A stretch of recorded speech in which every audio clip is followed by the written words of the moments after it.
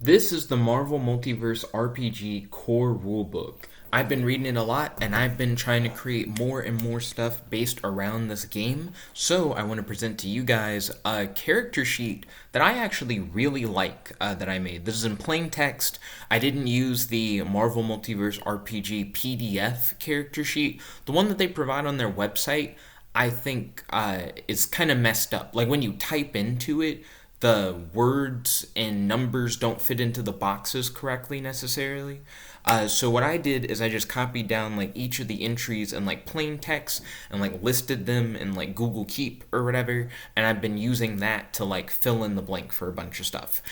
So I created a character for my girlfriend to play yesterday. I've so far played two sessions of the Marvel Multiverse RPG where I was like the narrator and my girlfriend was like the player. And the first session that we did, she played as an agent of S.H.I.E.L.D., and she didn't really like that much. I feel like she wanted to really be herself in this world, not like trying to fit in as a given character. So I wanted to see if there was a way for me to kind of create a character that would let her really just be her, but still not be just like a flimsy average civilian build, like literally someone with no powers kind of thing. And I've decided that I want to share this character sheet with you guys because the session that we had was much more fun than the first one.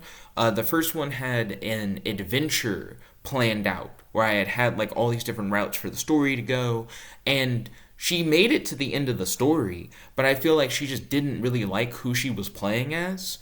I think this makes it way easier to tell open ended adventures that are really based around the player, while also allowing the player to really get to be themselves while also being in this like unfamiliar Marvel universe. So as you can see, for a lot of the biographical information, I have in brackets the same as yours. So real name, height, weight, gender, eyes, hair, distinguishing features. They're all the same as whoever the person playing the character is. Their occupation is set to outsider. The way that I have it set up is it's not literally the player has been isekai'd into the Marvel Universe. Instead, it's an alternate version of the player suddenly appears in the Marvel Universe, but they have all of the memories and life experiences of the player. So it's as if the player has been sucked into like the other world while acknowledging that this is an entity that is distinct from the person who's playing the game. So you can kind of have your cake and eat it too. You can kind of sort of play it as an isekai, but at the same time, that player character has a perspective of the Marvel Universe that isn't necessarily the same as the Marvel Universe that they're going to be playing in. And I dive into this more when we get into the history section.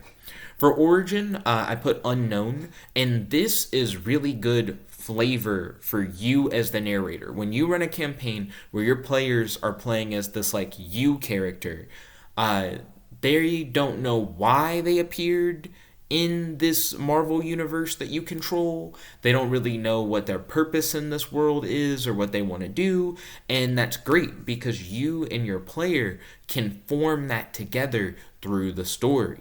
Now for teams, I put none.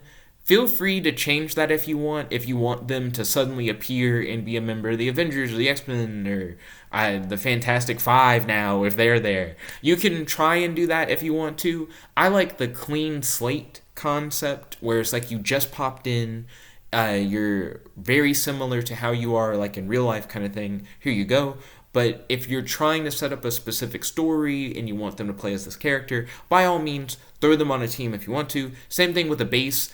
Again, clean slate, I just have base none, but if you want them to have a headquarters, give them the headquarters tag and say that they appear in their base. And to be honest, there's a lot of creative potential there if you say that they have the headquarters tag and you have them describe their own base that they start the game off in. That's probably a nice starting setting, to be honest. When I played this with my girlfriend, I just kind of threw her smack dab like in the middle of New York, like down the street from Avengers Tower, and kind of let her go nuts.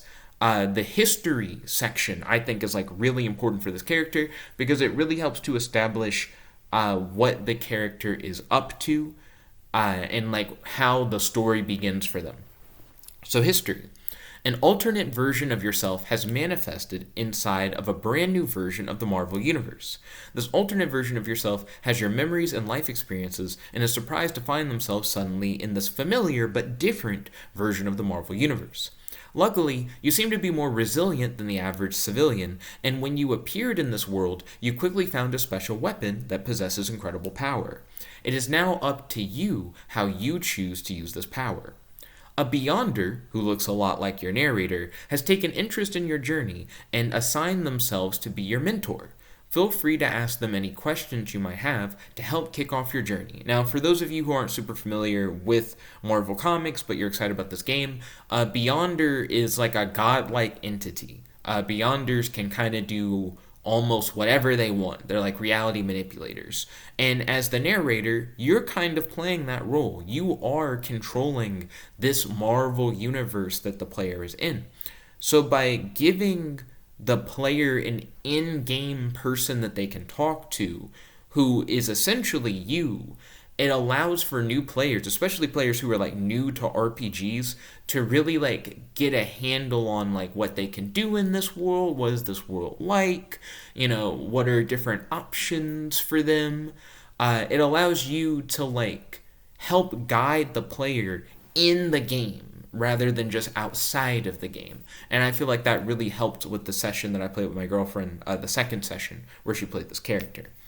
For personality, it'll be the same as the player's personality. For traits and tags, they have mysterious, connections, outsiders, which is interesting.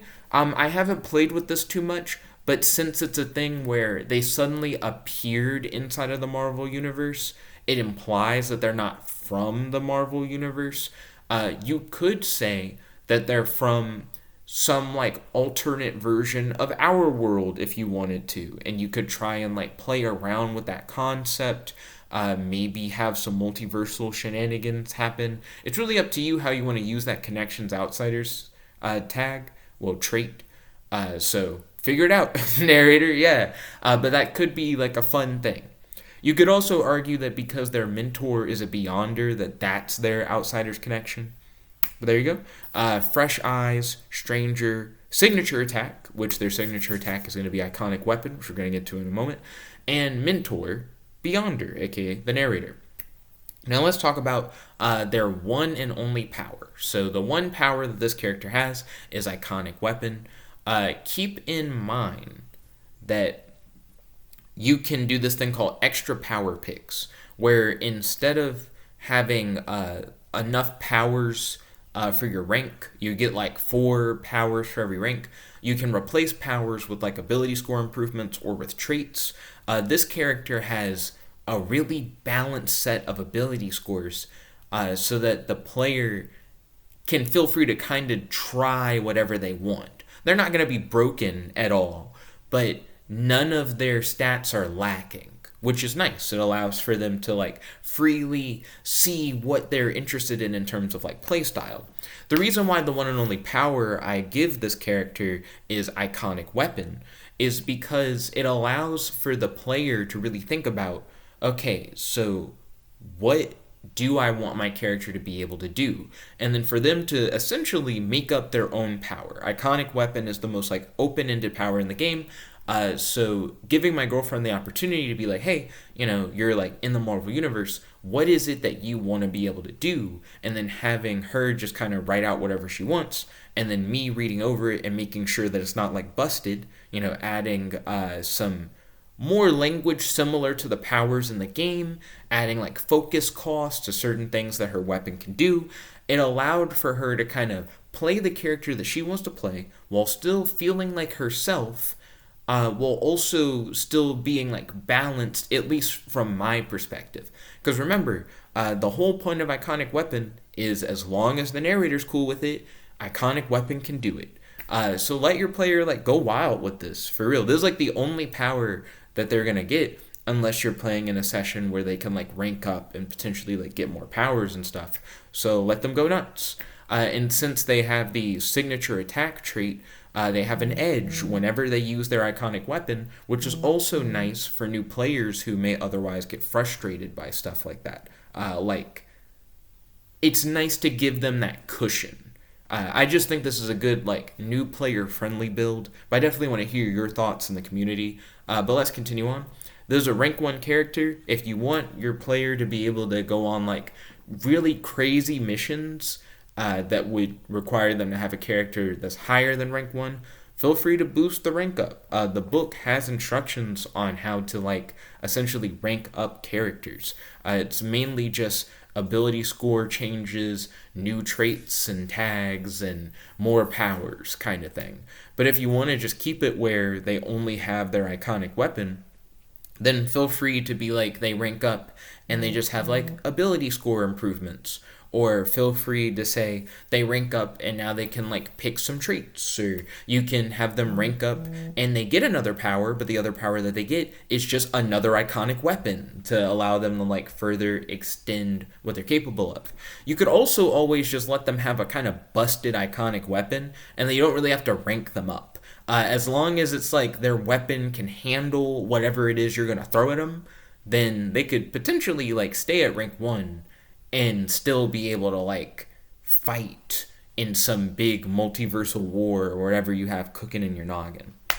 But it's rank 1 karma, 60 health because resilience is their highest stat, 30 focus, no health damage reduction, no focus damage reduction, standard run, jump, climb, and swim speed for a rank 1 character, so 5 run speed, everything else is a 3 speed, 1 initiative modifier, and all of their stats, melee, agility, vigilance, ego, logic, all their stats other than resilience are 1. They have 1 ability point, which makes their defense just that plus 10, and their non-combat ability is just the same thing. And then their Marvel die rolls are all Marvel die times 1 plus 1. Resilience is the only one that's different. They have a 2 in resilience, so their resilience defense is 12. They have 2 for non-combat resilience checks, and their resilience damage, Marvel die times 1 plus 2.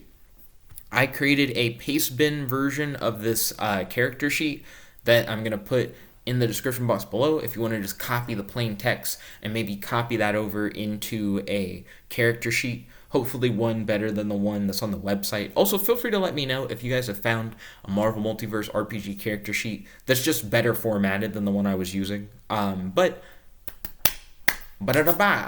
jump into appeal and playstyle. And I've been talking about this a little bit throughout this whole video, but here's I guess a refresher on my thoughts on this character sheet. So this character is great for anyone who wants to dive right into the game without having to worry about coming up with an entirely new character or playing as an existing character. You can feel free to be yourself and act as you normally would in this strange new universe. Iconic weapon adds a little extra flavor and allows you to live out whatever power fantasy you want, as long as your narrator agrees to the details of your weapon. Thanks to signature attack, you always have an edge when using your iconic weapon, and since iconic weapon is your only power, you're going to sometimes end up in situations where you'll need to rely on your other abilities to try and get you out of a jam. Luckily for you, your ability scores are fairly balanced and should allow you to more or less be a jack of all trades. If you want to further shape and define your character, start exploring the world and interacting with different characters across the Marvel Universe. Over time, your character will start to gain tags, which will help to shape your narrative and transform you into more than just a self-insert. And just as a quick note to all narrators out there, pay attention to tags, because the way tags are described in the text, they're things that your characters can gain over time. As the narrative changes, they will gain and lose different tags. And I think that can have a drastic effect on the story. Pay attention to tags, reward your players with the appropriate tags, and see what they do with it, see where they go with it. But I love this character. It's very open-ended. It was a lot of fun watching my girlfriend play with this character. Have you played with this character yet? What changes would you make to it? Definitely let me know in the comment section below. Thank you all for watching, and peace. Have fun in the multiverse. Check it about.